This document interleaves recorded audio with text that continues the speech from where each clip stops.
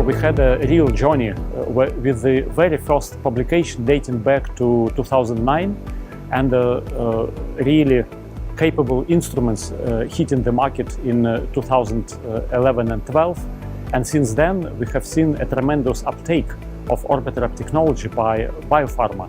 And I think this is where we really benefit from intrinsic sensitivity of technology and advantages given by the image current detection, such as sensitivity down to individual molecules, very high resolution and accurate mass. For native mass spectrometry, the high resolution capabilities, the intra-charge state resolution that the instrument has at a high mass range is different than anything else, and that really enables you to see in specific detail the molecules that you're looking at. So the very first step was, of course, bringing the Orbitrap technology to the market in the form of LTQ Orbitrap instrument, which was initially introduced as instrument for small molecules. And this was partially true in the sense that we were not really able to analyze proteins with this because of vacuum conditions and so on. And only then, carefully tuning and modifying the instrument, we were able step by step to find conditions which make protein analysis at least doable. And then we had this big step to our next generation instruments, to co-executive platform and fusion platform, where all this learning was implemented.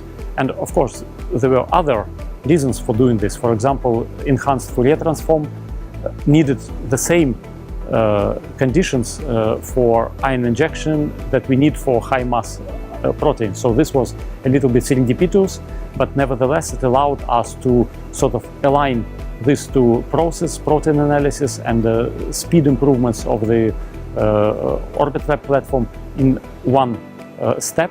And probably introduction of co-executive and then fusion were really big steps in this development towards biopharma applications.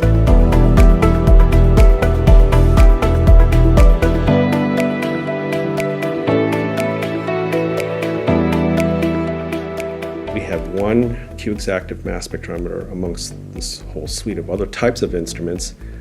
There's always a Q on the Q-exactive instrument. Everyone wants to use that, and despite the fact that we have all these other instruments, the students all want to use the Q-exactive. And I've seen this not just in my laboratory, but laboratories across the U.S. that I visit.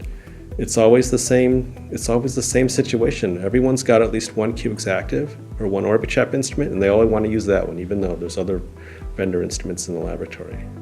We are very excited to see the developments that Thermo has been making on the Orbitrap technologies. That looks very revolutionary kind of development for native mass spectrometry.